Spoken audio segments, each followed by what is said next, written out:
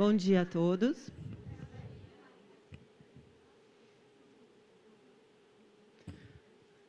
Desculpa o atraso, a gente estava tentando esperar o pessoal chegar, mas não vamos mais esperar. E eu vou começar falando rapidamente do ILSE.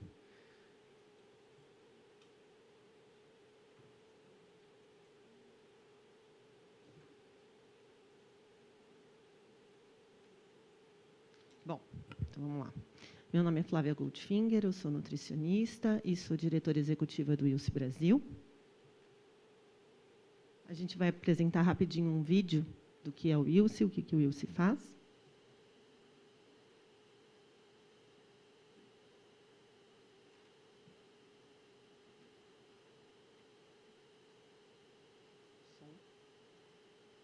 Não está saindo som. Tem áudio.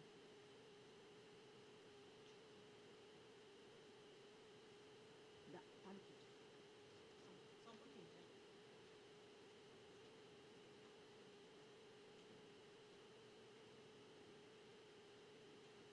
O Instituto Internacional de Ciências da Vida, International Life Sciences Institute. O Instituto Internacional de Ciências da Vida, International Life Sciences Institute, ILSI, é uma organização mundial sem fins lucrativos, cuja missão é fornecer ciência que melhora a saúde humana e o bem-estar e protege o meio ambiente. Ao trabalhar com especialistas do governo, academia e indústria, nossas entidades internacionais abordam questões relacionadas à segurança de alimentos e água, nutrição e saúde, ciência e toxicologia de risco, agricultura sustentável e segurança nutricional. O ILSI é uma organização sem fins lucrativos que trabalha para a saúde do público. O ILSI tem o compromisso de alcançar e manter os mais altos padrões de integridade científica. É quem somos e é inerente à nossa missão. Nossos princípios de integridade científica significam que buscamos a objetividade, clareza e reprodutibilidade, a fim de garantir a utilidade de nossas atividades acadêmicas e avaliações científicas. As entidades ILSI são organizações filiadas que recebem financiamento, principalmente através de anuidades de associação. O ILSI lidera e publica pesquisas para responder a problemas do mundo real. Oferecemos uma abordagem verdadeiramente única para a realização de pesquisas científicas, que permite que nossa organização facilite conversas entre especialistas globais em um ambiente neutro. Esta abordagem permite alcançar evidências específicas, equilibradas e de alta qualidade, que podem ser usadas para benefício público. Todas as entidades do ILSI seguem um rigoroso código de ética e acreditam que a boa ciência pode ter um impacto positivo na saúde pública em todo o mundo. Todos compartilhamos esses importantes princípios orientadores, e os projetos dentro das entidades do ILSI trazem ciência diversificada para a mesa, impulsionada por prioridades únicas. Você pode explorar essas prioridades de pesquisa científica visitando www.ilsi.org. ILSI, construindo parcerias globais para um mundo mais saudável. Bom, então esse é o vídeo. A gente pede também para que vocês nos sigam nas nossas redes sociais, no nosso site. Se vocês se cadastrarem no site, vocês conseguem receber todas as informações sobre o ILSI, sobre o que nós estamos desenvolvendo, sobre as pesquisas, as publicações. As publicações que estão no site, elas são de livre acesso. E temos também o LinkedIn, o Facebook e o Instagram. Então, em relação à declaração de isenção de responsabilidade, as opiniões expressas nas conferências são do apresentador, cientista, e não refletem as do ILSI. Todos os palestrantes sempre têm total liberdade para preparar suas palestras. Caso deseje receber seu certificado de participação, por favor, envie um e-mail para ilsibr@ilsi.org.br. E a sua opinião é muito importante para nós, então, dentro da pastinha tem uma avaliação, e nós pedimos que vocês, por favor, preencham e nos entreguem no final do evento. Bom, eu vou passar, então, a palavra para o Dr. Franco. O Dr. Franco é farmacêutico da Universidade de São Paulo, da Faculdade de Ciências Farmacêuticas, e nosso presidente científico aqui do ILSI Brasil, professor Franco.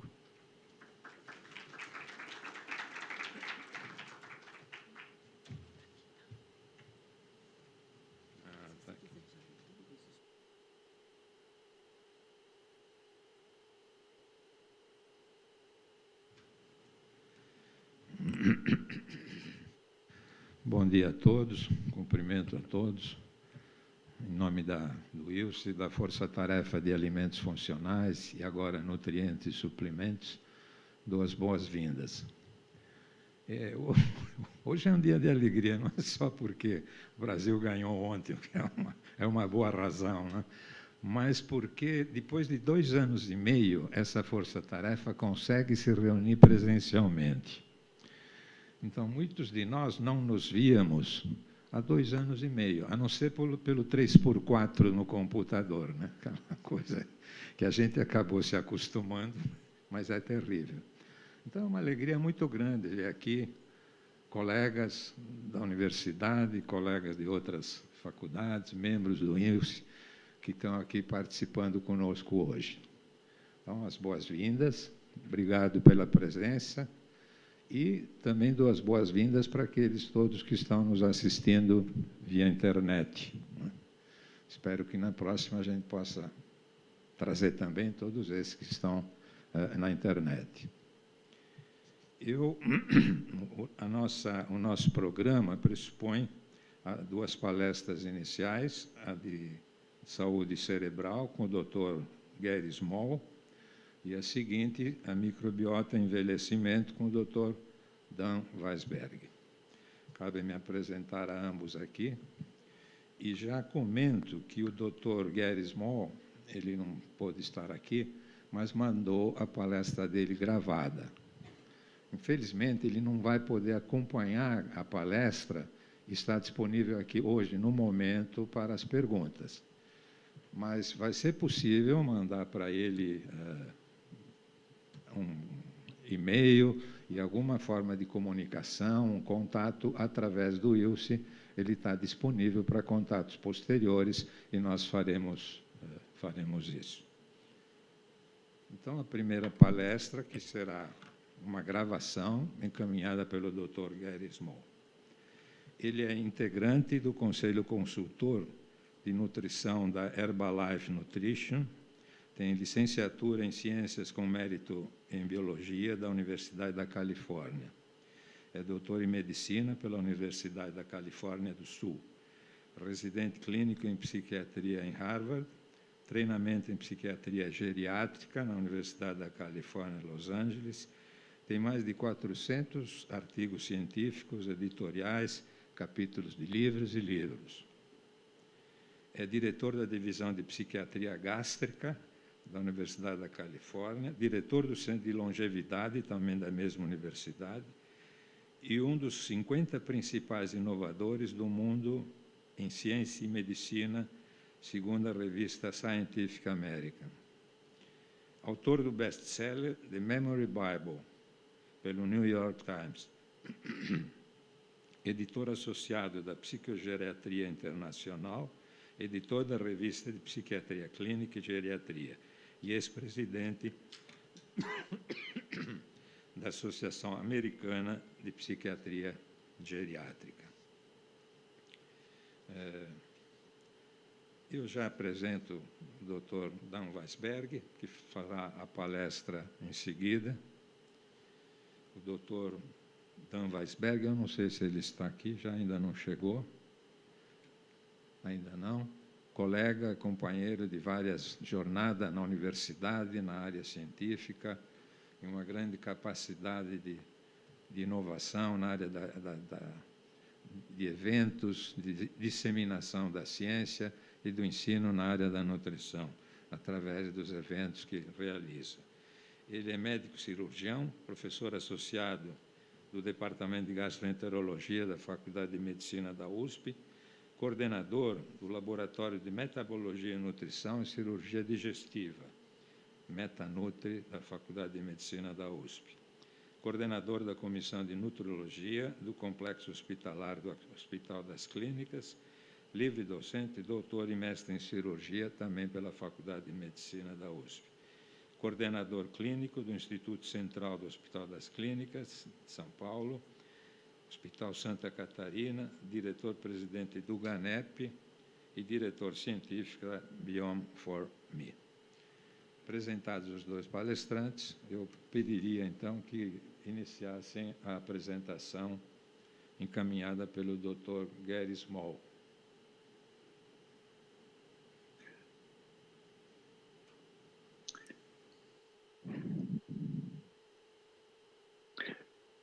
Hello, everyone. This is Dr. Gary Small. I'm delighted to be here and honored to be speaking on brain health and aging at your conference. Currently, I'm a professor and head of psychiatry at Hackensack University Medical Center, and also a member of the Herbalife Nutrition Advisory Board. Now, let's begin by looking at the current demographic trends that are quite relevant for this talk. And here we see data on the percentage of the population 60 years or over by region. And you can see throughout the world from 1980 to 2050, we're seeing a steady growth in this population. And this is not just in Europe, North America, Asia, but everywhere. In addition to Latin America and the Caribbean. So this is a very big trend that's been going on for many years, and we continue to expect these projections in future decades. Now, the problem is that our brains weren't really engineered to live a long, long time. And here we see data showing the prevalence of dementia, or a significant cognitive decline that interferes with the person's independence. The prevalence of dementia according to different age groups.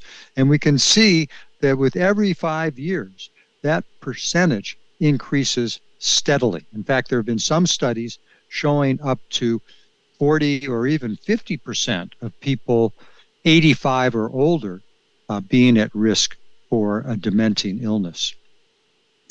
Now, dementia for most people doesn't come on suddenly.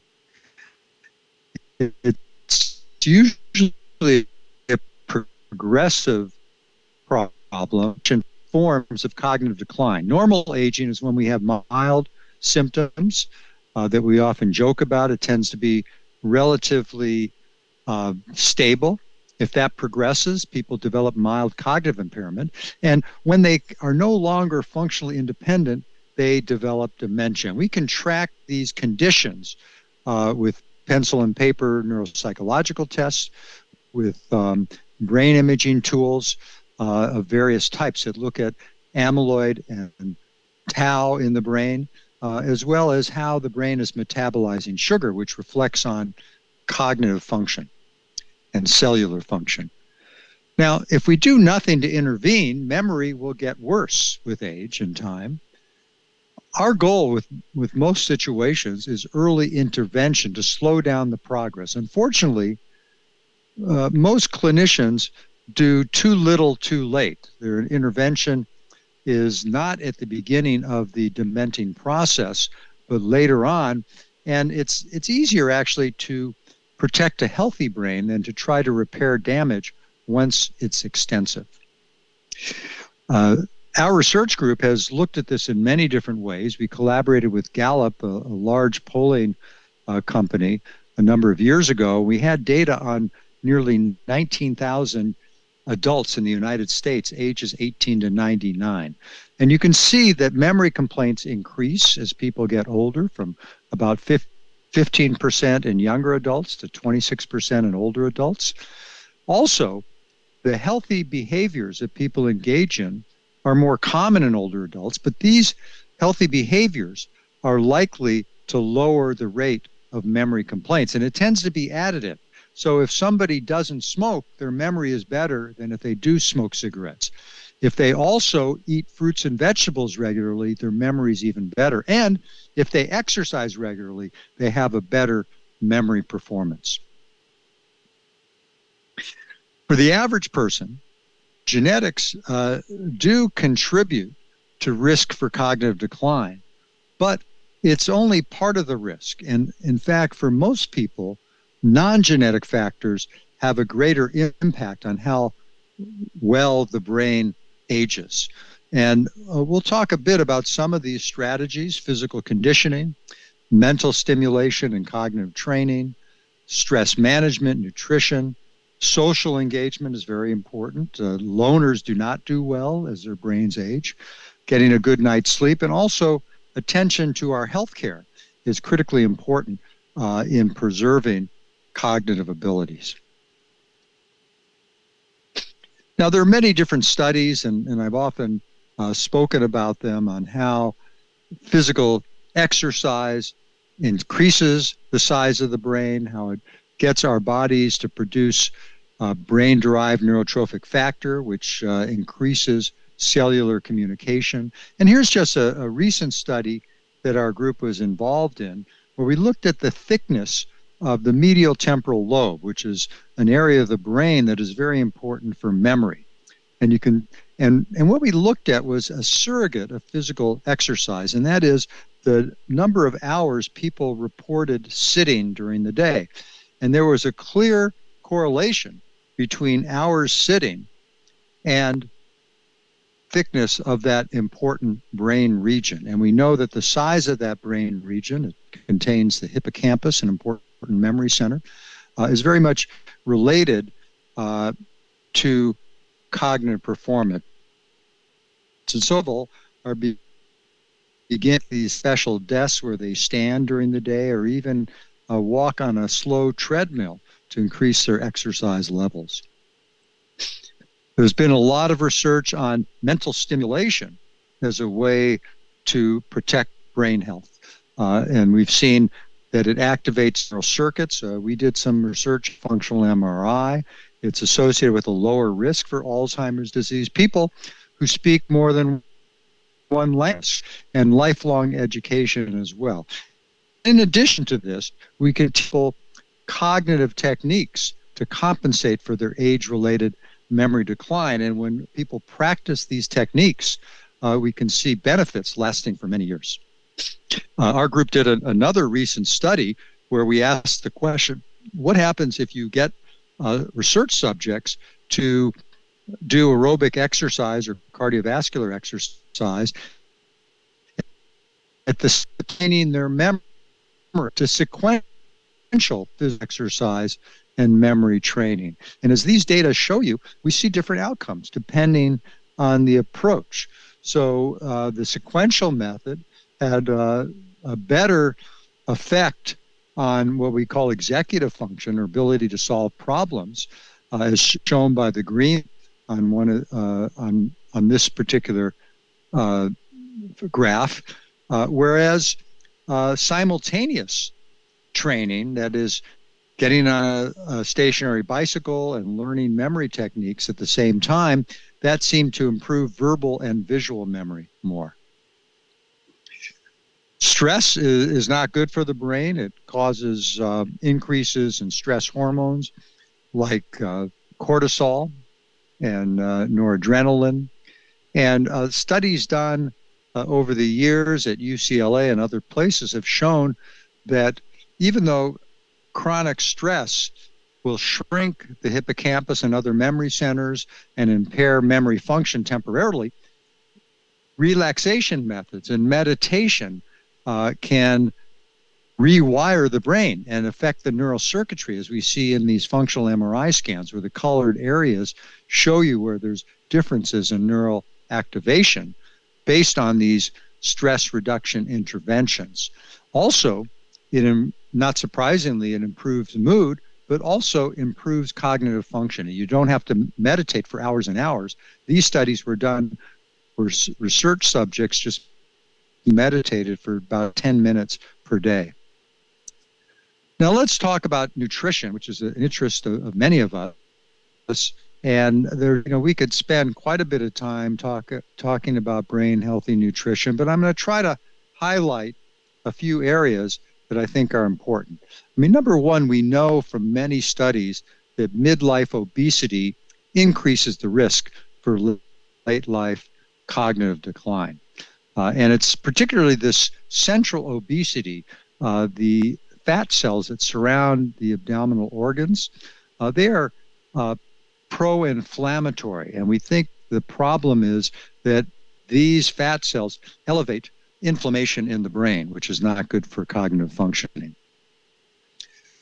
So it's important to moderate how many calories we consume. Omega-3 fats from fish or nuts or supplements are associated with lowering this kind of inflammatory response. And it actually, consuming more of these foods will lower risk for age-related memory loss. Most older adults do not consume the recommended amounts of antioxidant fruits and vegetables, which lower oxidative stress, and that stress can cause wear and tear on our cells, our neurons. So it's important to consume these colorful fruits and vegetables. And also, adherence to a Mediterranean-style diet or related diets is very important in lowering dementia risk. A high fish and vegetable consumption in a recent study appeared to have the greatest protective effect. So we know that obese life particularly increases risk for dementia, actually a fourfold increased risk. But a number of studies have shown that bariatric surgery, which leads to weight loss, can also significantly improve memory performance over 12 weeks and over several years. More recent studies suggest that one does not have to undergo surgery to gain the benefits of weight loss in improving cognitive performance. What about vegan and vegetarian diets? These are very popular in many countries. And just a few points to think about. Choline, which is an essential nutrient critical to brain health, it's particularly important during fetal development. We have dietary sources for this: beef, eggs, dairy products, fish, and chicken. We have a certain recommended daily allowance. So it's important people who limit their fish, beef, egg ingestion get enough choline if they go on these vegan and vegetarian diets. Another important vitamin, B12, from meat, fish, dairy, eggs, and some mushrooms is important, and vegans and vegetarians need to keep track of that. They can, the omega-3 fats that one would normally get from fish could be consumed through flaxseed, soy oils, and walnuts and other nuts. And despite some of these challenges of these diets, observational studies have indicated that lifelong vegetarians and vegans actually have a lower line than people who consume meat. Now, why that is, we're not sure. It could be a result of higher intake of vegetables and legumes, or it may have to do with people who are vegetarians tend to be more fastidious in their everyday habits, and they may be more involved in exercise and less likely to smoke. Now, I mentioned the Mediterranean diet, and there have been diets that have taken that Mediterranean diet and altered it in a way that to be more specific to protect the brain. And there have been several studies on the so-called MIND diet, which is similar to the Mediterranean diet, but a little bit different. And here you see what it emphasizes: beans, fruits, vegetables, nuts, etc. Minimizes butter, cheese, margarine, fast foods, and fried foods. One study found that over 5 years, with near 1,000 volunteers, that those who adhered to this diet had a younger brain by an estimate of about 7.5 years. So it's associated with better memory and thinking skills, and that's actually independent of any Alzheimer's disease pathology in the brain. Also, a more recent study found that this MIND diet may contribute to what we call cognitive resilience in older adults.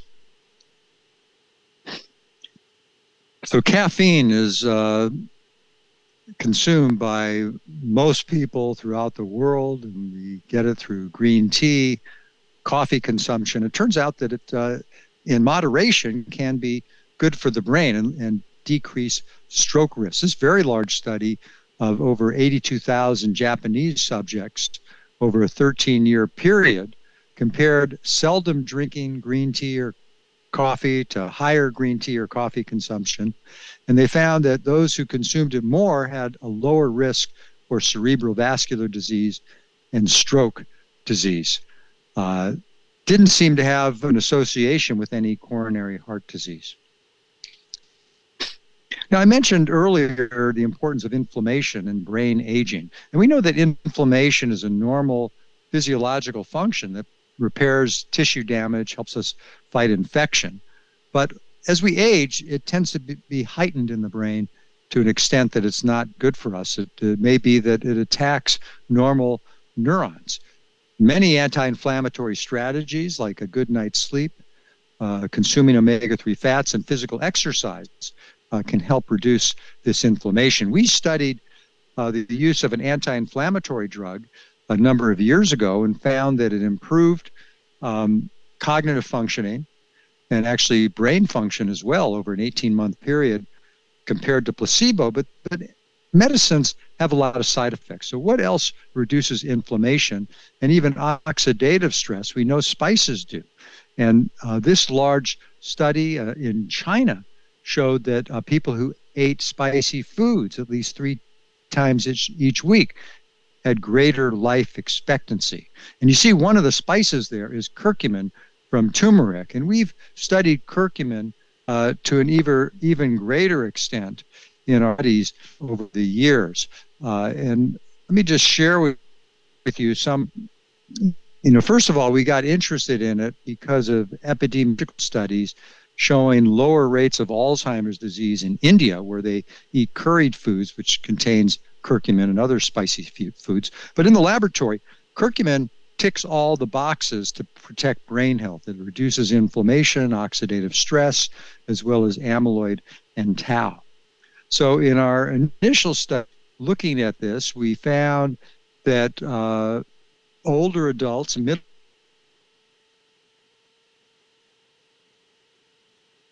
and older, they had significant benefits over 18 months in consuming curcumin over placebo. And we're now planning to replicate that study in a much larger sample, both in New Jersey and in Los Angeles. And you can see it wasn't just memory that was affected, but it was also attention and a variety of different forms of memory, such as visual memory and verbal memory. Now, what about oxidative stress? Because, we presume that inflammation is a driving force with curcumin, but it may be reducing oxidative stress as well. Factors that increase that stress are obesity, smoking, and pollution, but these colorful fruits and vegetables can be antioxidant. We did a study looking at pomegranate juice and found that it benefited visual memory. We got interested in it because our initial studies that were done with animals showed better visual memory. And we also did a functional MRI study showing that in a small sample of humans. But we did a 12-month study in 261 subjects aged 50 to 75. They had either pomegranate juice, 8 ounces a day, or a placebo drink that didn't have the antioxidant pomegranate polyphenols. And we found a significant group by time interaction for visual memory. And the change within the pomegranate group was not significant, whereas the placebo group showed a significant. So what we found is that it protected the aging brain over time. It didn't show any significant boost, but it held people at their level when they started the study. Now, let's delve a little bit into omega-3s and take a look at this recent study, DHA supplementation and cognitive health. This was a study of over 300 healthy adults ages 25 to 49 in a 26-week randomized controlled trial. And here you see the doses they got of DHA and EPA, and there were 3 different groups. And they looked at cognitive performance and memory consolidation using a cognitive battery, actually a computerized cognitive battery. And the bottom line was that global accuracy and speed improved with the EPA-rich oil compared with placebo and the DHA-rich oil. Accuracy of memory improved with EPA compared with DHA. So the bottom line from this study is that EPA supplementation improved global cognition and was superior to the oil enriched with DHA. And, there's so many studies, but just to give you another example of a study looking at Bacopa Monieri in healthy older adults, and this was a placebo-controlled study in 60 subjects, and they found over a 12-week period that there was significant improvement in attention, cognition, and working memory. Working memory is very short-term memory we use to solve problems. And what about multivitamins and minerals? So we know there are these are essential micronutrients that our bodies need. We have the letter vitamins A, C, D, E, and K, and all of these except for C are stored in fat tissue. So it's important to remember not to take too much of these vitamins because they can get stored in fat and cause problems. The B vitamins are important for cognitive health, so are these many minerals. But for healthy people who consume enough from a balanced diet, I think they often take the multivitamins as a form of insurance. The people who really need these vitamins are those with documented deficiencies or those who have a hard time getting the recommended daily amounts in their diet. Another important brain health vitamin is D. And here you see the sources: fatty fish, egg yolks, sunlight. And it regulates central nervous system function. Low levels are associated with decreased cognitive abilities, but the clinical trials using it have not confirmed benefits. There was a meta-analysis of several human studies showing that supplementation of vitamin D of 50 to 100 micrograms per day alleviated symptoms of depression. Protein is very important for cognitive health. It's building blocks for our muscles and organs. Harvard researchers performed an observational study recently of self-reported dietary habits in over 6,000 subjects over a 20-year period. And they compared it consuming proteins with consuming carbohydrates. And they found that consuming protein was associated with lower odds of developing cognitive decline later in life. In fact, for every 5 calories that came from plant protein instead of carbohydrates, there was a 26% lower risk for developing dementia. Beans and legumes had the strongest protective association. Peas and lima beans were associated with a 28% lower risk of cognitive decline for every additional 3 servings per week. And physical health, again, is very important. Maintaining normal blood pressure will reduce risk for thinking problems, early brain aging, and age-related cognitive decline. And certainly with diet, reducing sodium intake will be helpful.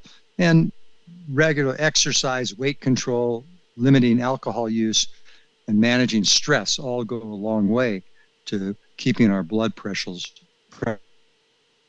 in a normal range. So, in this short amount of time, I couldn't get to everything, but just to summarize a few points, omega-3s such as EPA, important in ameliorating cognitive decline. Curcumin offers some promise as a spice. Flavonoids have been shown in humans and mouse models to show some benefit. Saturated fats really need to be avoided. B vitamins, particularly if people are deficient in them, are very important, as well as vitamin D. These non-genetic factors have been studied extensively, and the Lancet Commission looked at a variety of the ones that I mentioned, and they have a huge impact, these modifiable risk factors.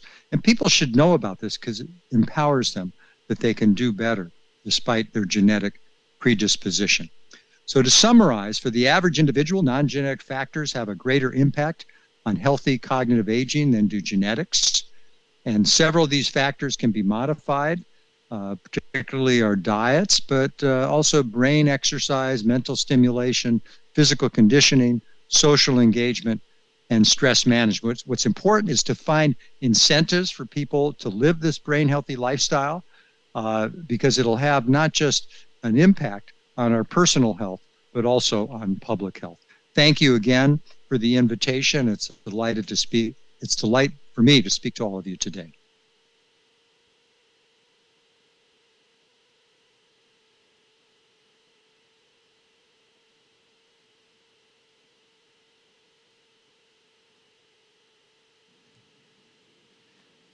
Bem,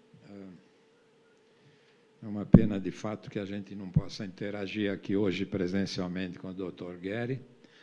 Ele faz uma excelente revisão, um passeio por toda a questão do cérebro e saúde, e termina com esse sumário, que são os vários pontos onde pode haver uma intervenção e a gente deve cuidar.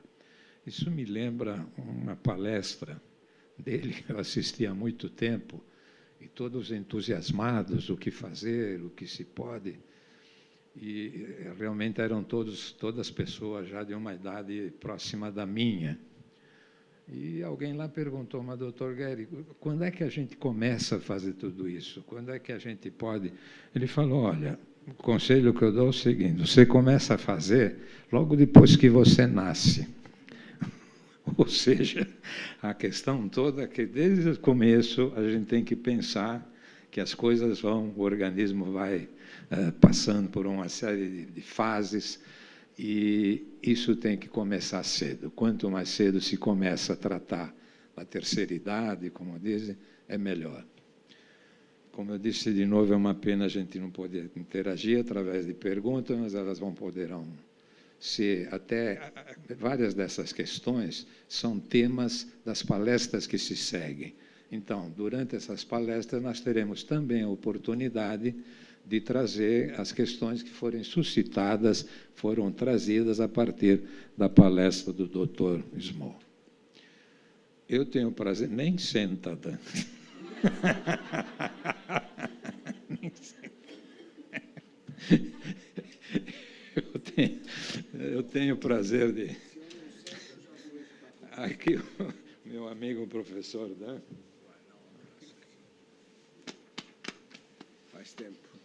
Faz tempo, eu comentava que são 2 anos sem um contato presencial aqui. O professor Dan, colega da universidade, também companheiro de várias gestões dentro da academia, dentro da universidade, em sociedades científicas, e ele é uma pessoa que não para, está sempre inovando, fazendo, criando cursos, atividades na área da nutrição, e especialmente agora também na área de pré-bióticos e de probióticos.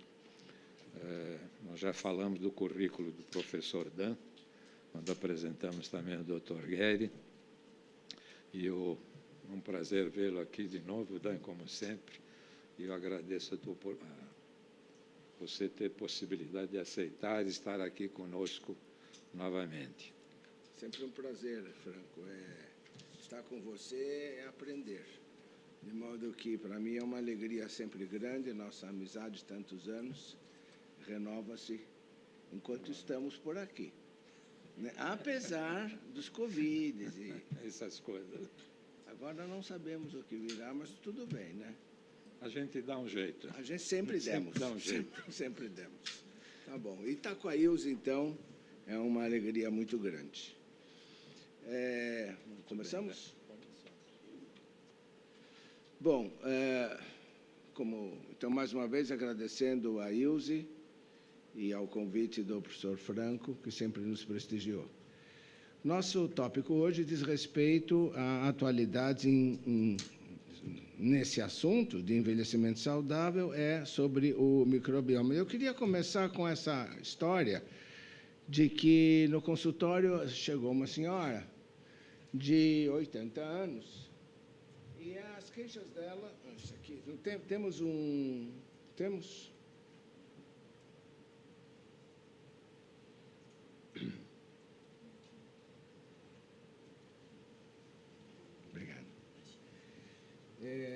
As queixas se resumem a uma dificuldade de evacuar, ela tinha sobrepeso, referia a infecções urinárias de repetição, uso, portanto, de antibióticos, tinha flatulência, distensão abdominal. Ela morava sozinha, não tinha auxiliares, era sedentária, tinha uma alimentação irregular, à base de, basicamente, carboidratos, e dizia ansiedade e dificuldade para dormir. Esse é um quadro que não é raro nos nossos consultórios, especialmente quem trata de geriatria. Então, nos próximos minutos, a minha intenção é mostrar de que forma a microbiota tem um papel nessa situação. Nós já sabemos o aumento rampante do envelhecimento brasileiro. Nós deixamos de ser há muito tempo uma pirâmide para sermos em forma de barril. E, nesse sentido, vale lembrar a evolução do microbioma humano.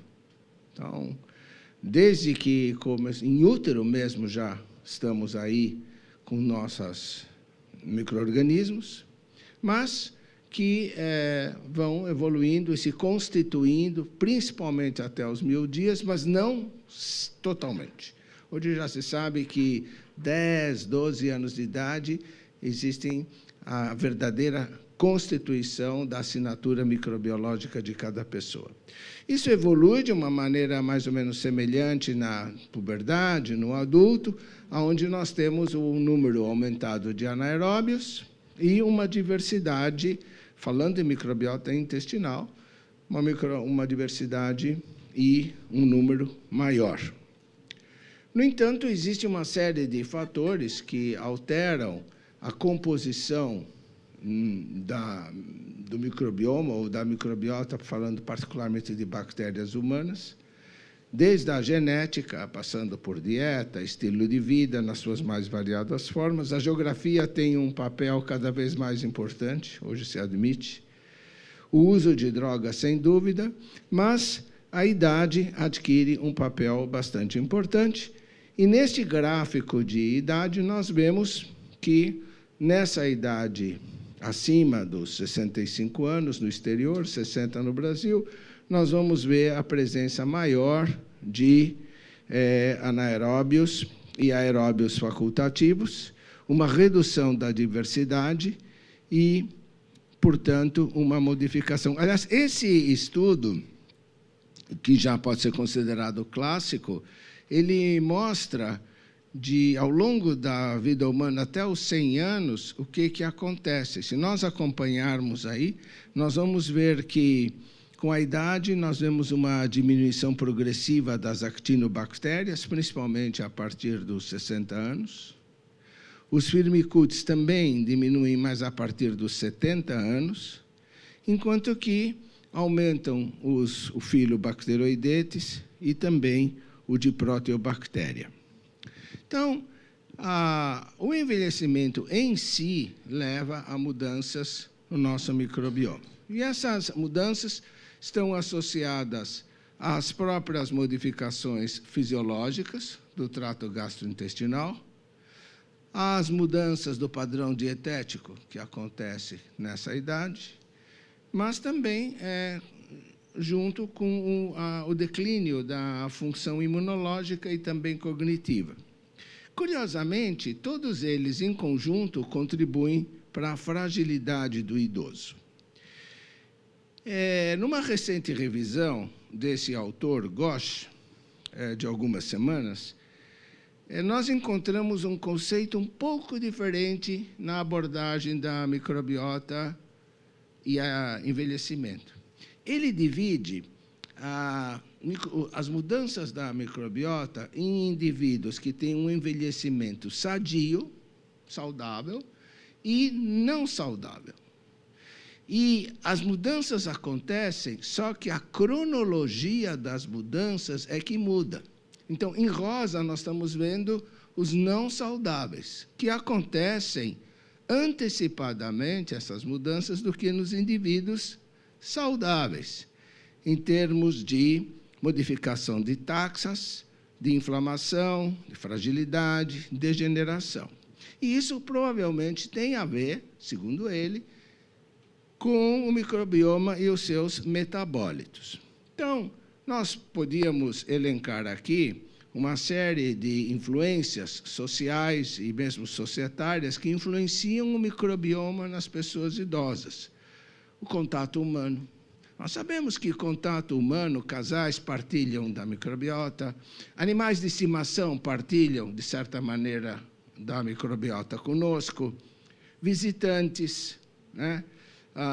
Os tipos de acomodação, a vida sedentária, a vida dentro de casa, mas, ao mesmo tempo, a fisiologia digestiva do idoso, ela muda, né? Nós, primeiro, mudamos o tipo de alimentação, evitar alimentos duros, não cozidos, cai a capacidade olfativa e do paladar, cai a dentição, a dificuldade de engolir uma certa disfagia, a própria peristalse está alterada, temos a cloridria, as enzimas digestivas se reduzem, assim como a imunidade mucosa e a motilidade colônica. Tudo isso contribui para modificar a microbiota intestinal, porque elas têm o que se chama sensu quorum, e elas sabem exatamente o que está na luz, e quanto é o pH, quanto é o oxigênio, quais os nutrientes que tem ou não tem, e elas vão se adaptar a estas novas condições, como estas que aqui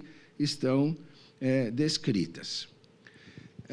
Nós ainda podíamos elencar mais coisas, como a diminuição da locomoção, as medicações múltiplas, a polifarmácia que o idoso utiliza, e as mudanças nutricionais. E tudo isso vai levando a determinadas alterações na barreira intestinal, em termos de redução do muco, de toxinas presentes, disfunção dessa barreira com aumento de permeabilidade e também redução da motilidade. A resposta comum de todas essas condições é, de um lado, a fragilidade aumentada e, do outro lado, o inflammation, quer dizer, uma situação ligada ao aumento de inflamação. E aí nós vamos ter consequências para todos os lados, desde sarcopenia, por exemplo, como alterações do eixo intestino, microbiota, cérebro. Quando nós vemos o gráfico, no caso da esquerda, nós vamos ver aí que o intestino do idoso tem uma desbiose, com perda da integridade da barreira intestinal, e leva a uma série de consequências com deterioração da saúde, e, nesse sentido, é que nós podemos incluir também o envelhecimento do sistema imunológico. Nesse caso, a resposta aos enteropatógenos ela é alterada, e nós podemos ter, perante uma desbiose intestinal, nós podemos ter o que se chama hoje de desbiose hormonal, associada a disfunções orgânicas, de novo, distrofia muscular e, com certeza, o uso de polifarmácia. Sem esquecer das alterações do eixo intestino-cérebro. Esse aspecto tem sido bastante aventado por pesquisadores, sendo que a gênese de uma série de doenças do idoso, como desesquecimento, Alzheimer, Parkinson, alterações de ansiedade e cognição, têm sido atribuídas, de certa forma, a alterações da comunicação do eixo intestino-cérebro-microbiota por conta de aumento de citocinas pró-inflamatórias. De fato, se nós olharmos a literatura, nós vamos encontrar uma série de estudos da microbiota em idosos.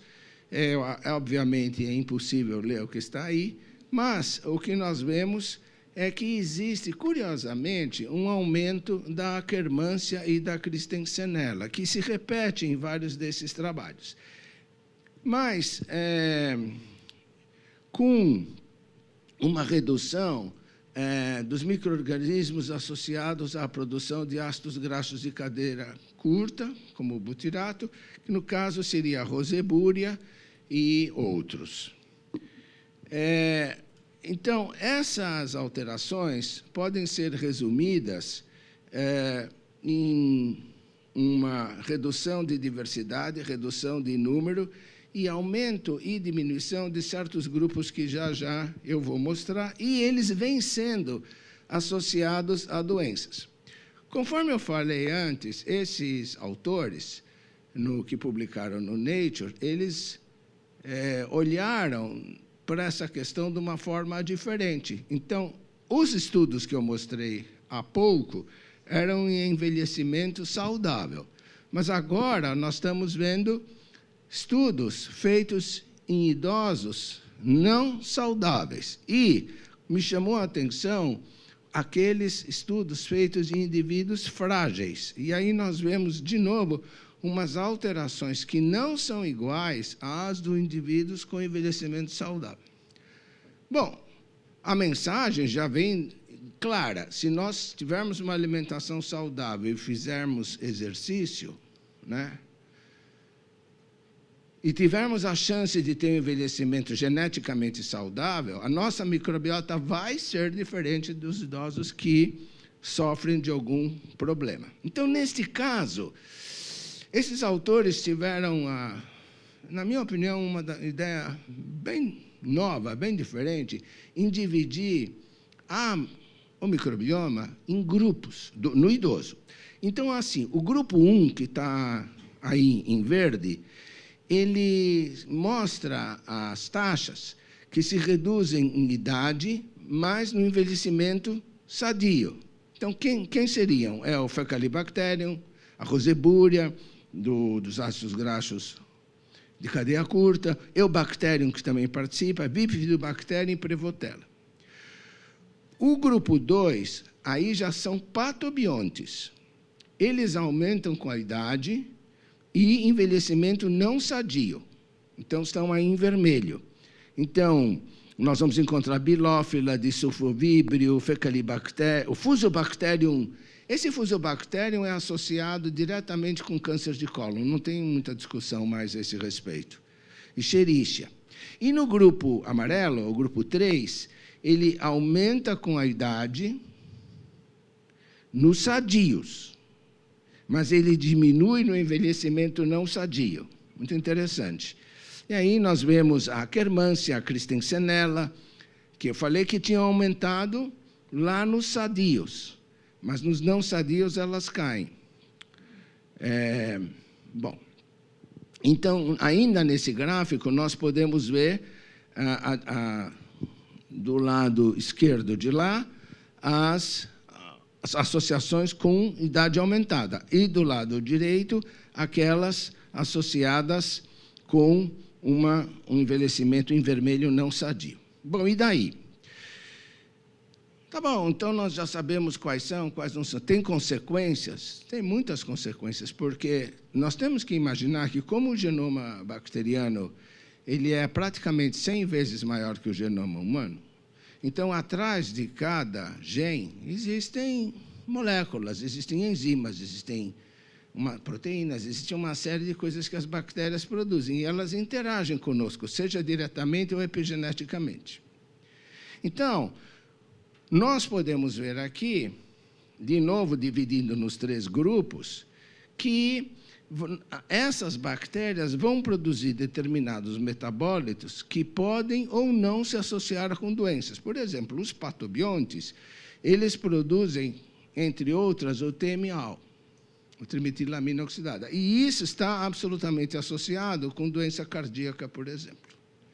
Entre outros, tem vários outros, pode ter doenças renais, pode ter doenças hepáticas, enquanto que aqueles que têm o predomínio do grupo 1, eles podem ter algumas alterações, por exemplo, obesidade, inflamação, mas eles não têm tão graves enfermidades quanto as do grupo 3, do grupo 2. Então, resumindo aqui esses conceitos do gráfico anterior, nós vamos ver que aqueles do gráfico 2, que são os patobiontes, eles vão ter produção de timetilamina, paracresol, ácidos biliares do tipo deoxicólico e litocólico, toxinas de dano do DNA e lipopolissacárides. Tudo isso associado a esse elenco de enfermidades que nós podemos ver.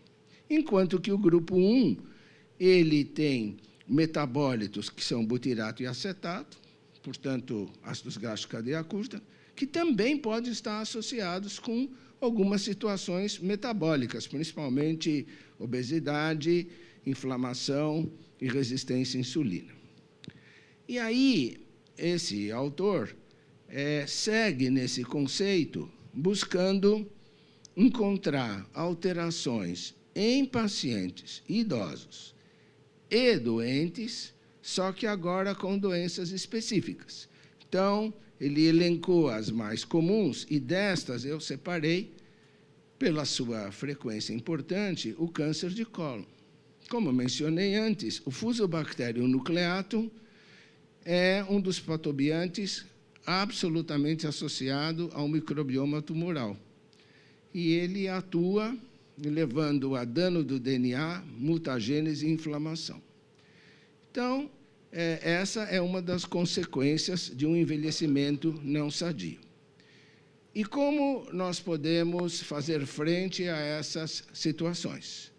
Basicamente, modificando os fatores de risco, que podem ser ambientais, como mencionei. Também a dieta tem um papel muito importante, assim como pró, pré e simbióticos. Essas intervenções, elas têm seus racionais específicos, sejam modulando a microbiota intestinal ou mesmo prevenindo o declínio da fisiologia do hospedeiro. Então, nós temos vários tipos de prebióticos que vão entregar substrato para que determinadas bactérias possam fazer os ácidos graxos de cadeia curta quando isso não existe. Polifenóis, que pouco se fala, hoje é considerado um prebiótico, como todos sabem, e isso pode também fortalecer a barreira epitelial em termos da zonulina, assim como a dieta mediterrânea e outras. Existem várias estratégias que devem ser combinadas, uma vez que não temos certeza ainda nem de tempo de administração, nem de dose e nem ainda das melhores cepas, porque isso é uma ciência em progressão. Mas já existem algumas pistas. Por exemplo, aqui nós vemos os resultados de diferentes dietas, mas principalmente de dieta do Mediterrâneo, ou rica em proteína, ou suplementada, sobre isso feito em períodos que variaram de 8 semanas até 1 ano, onde se conseguiu observar efeitos favoráveis sobre a modificação da microbiota, principalmente levando esses indivíduos para o grupo 1, que são aqueles comensais favoráveis no envelhecimento sadio. Existem também trabalhos explorando os prebióticos nessas situações. Inulina, FOS, um consórcio, outros usaram amilopectina, maltodestrina, enfim. E também conseguiram mostrar modificações na microbiota e, de certa maneira, alguns aspectos clínicos. Não muitos, alguns até não significativos, embora se conseguiu modificar a microbiota. Neste trabalho que eu cito especificamente, devido ao aspecto que estamos vivendo do Covid, foi dado um probiótico, o Lactobacillus coriniformes, em indivíduos idosos, 14 dias antes da vacina.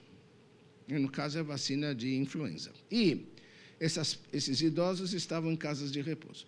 O que aconteceu é que os títulos dos anticorpos foram maiores naqueles que tiveram um tratamento probiótico anterior, significativamente, assim como os que desenvolveram algum tipo de virose tiveram menos dor de garganta, menos cefaleia, menos sintomas locais e precisaram de menos uso de analgésicos, mostrando aí uma pista se nós podemos melhorar a imunidade previamente às vacinas, já que acabou de chegar no Brasil a nova vacina da Pfizer, que tem dupla, né, contra o Omicron e contra as cepas anteriores. Bom, também nós temos trabalhos mostrando o efeito de probióticos sobre as modificações da microbiota intestinal.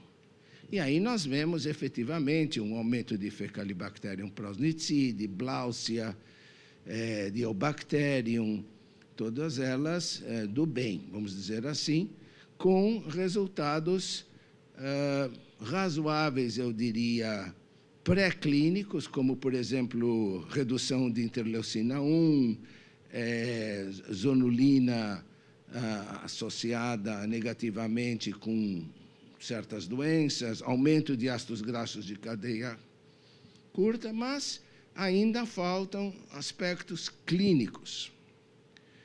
Em conclusão, lembrar que a microbiota intestinal traduz sinais ambientais.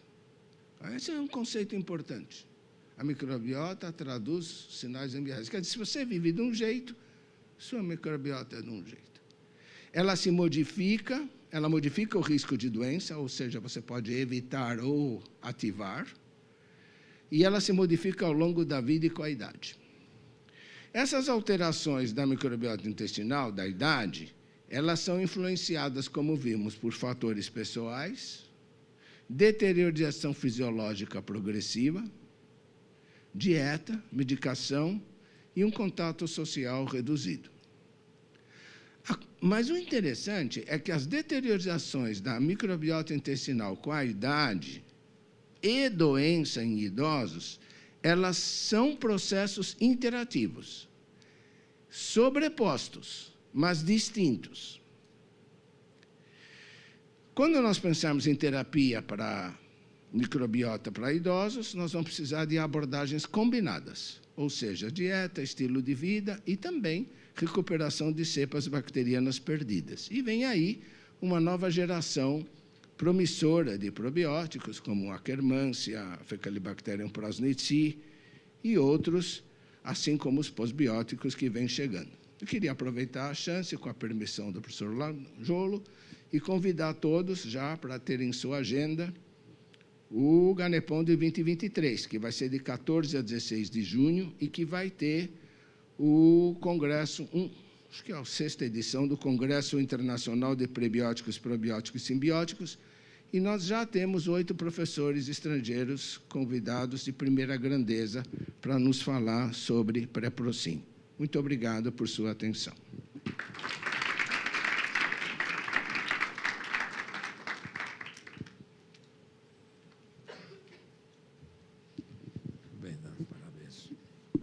Parabéns, professor Dan, pela, como sempre, excelente palestra. Não temos muito tempo, mas sempre algumas perguntas, algum tempo para perguntas a gente arranja. Então, eu gostaria de saber se alguém tem alguma questão, algum depoimento, uma pergunta. Burning questions. Por favor.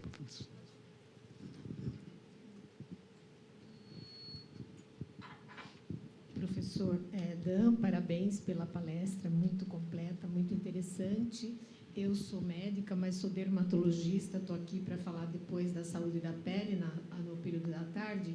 E eu queria fazer uma pergunta, na verdade, assim, 2 perguntas para o senhor.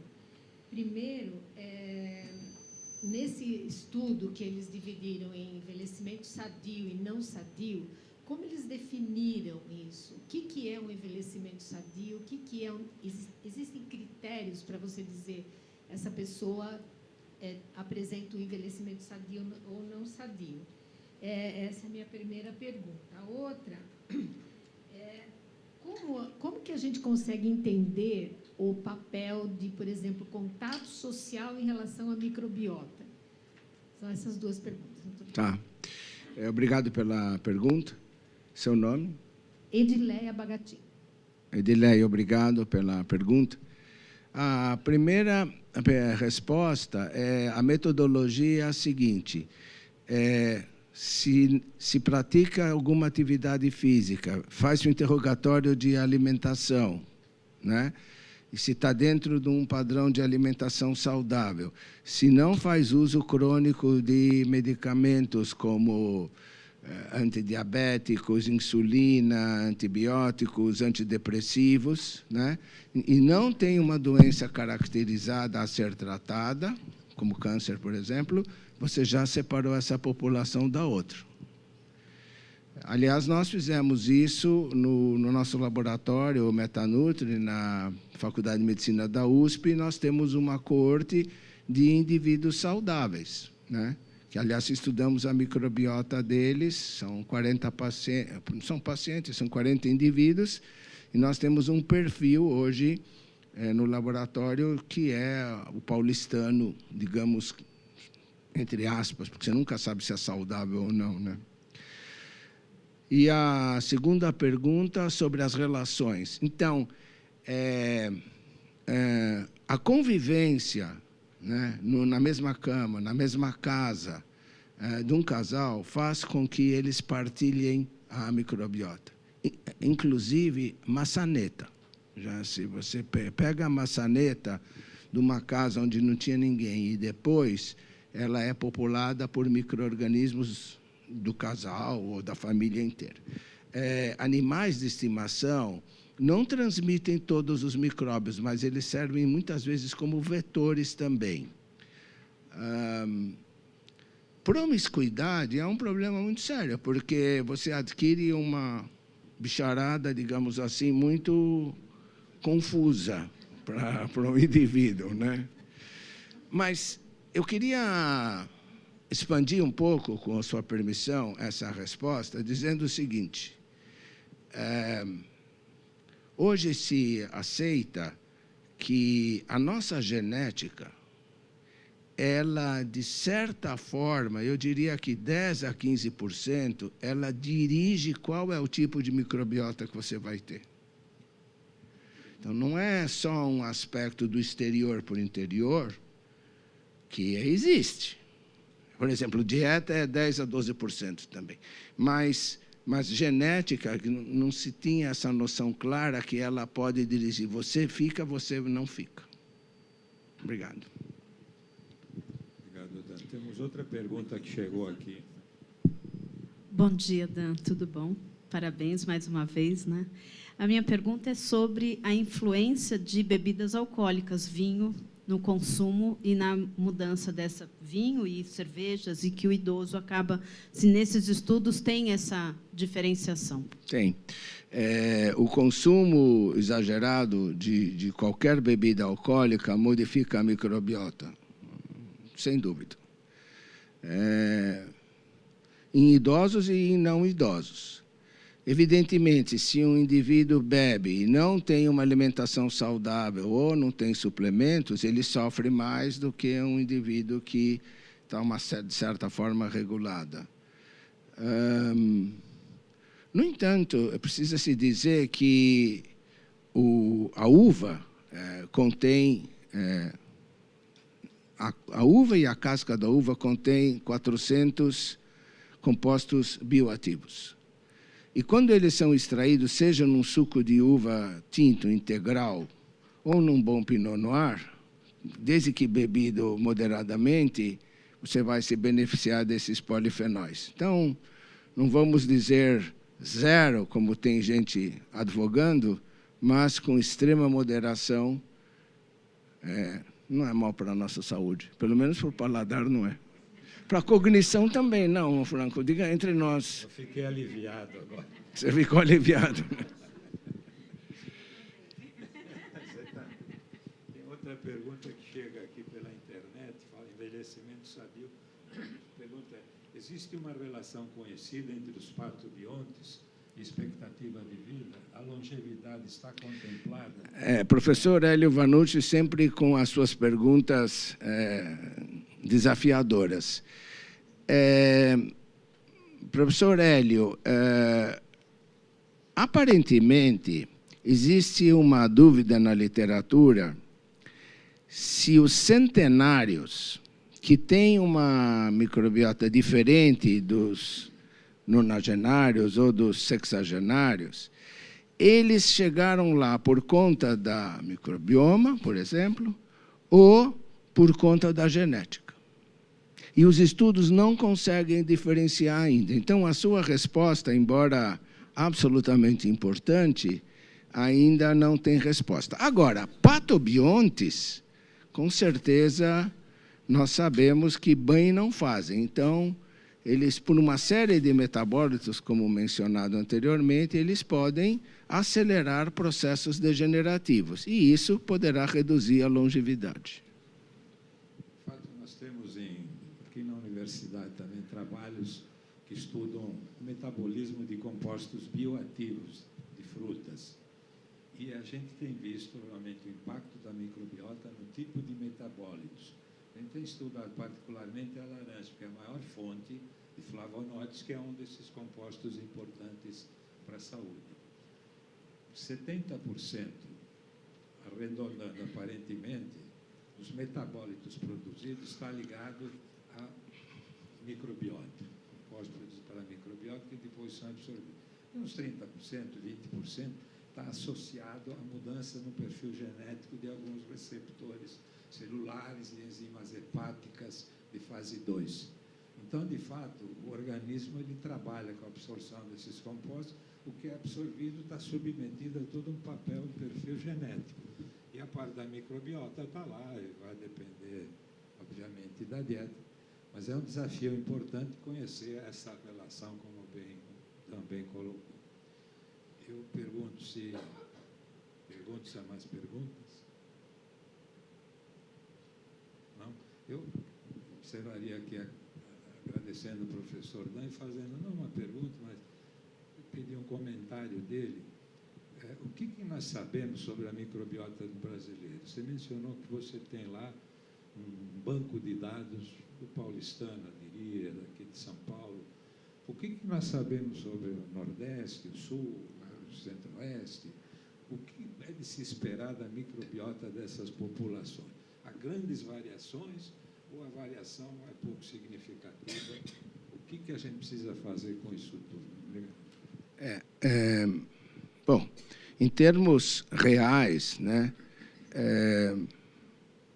o laboratório, como eu mencionei, estuda São Paulo. No Bioma For Me, nós temos um banco de dados de 4.000 amostras já.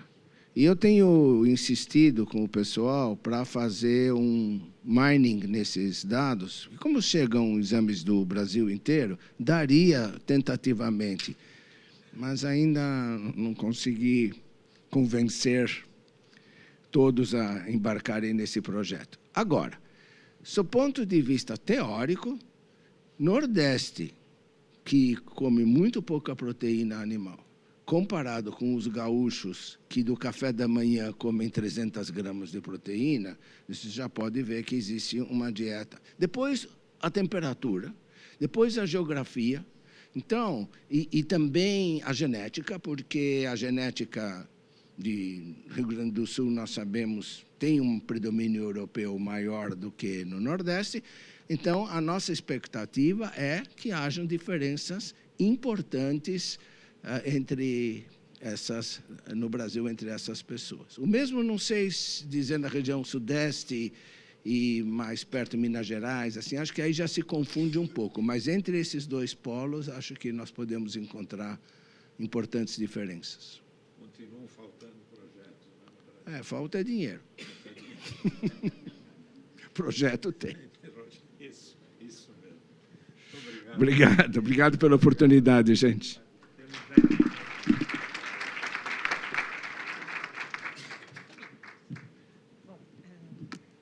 Bom, pessoal, agora vamos para o intervalo. Temos 20 minutos de intervalo. Por favor, vamos seguir com os 20 minutos mesmo, para a gente poder começar no horário. Obrigada.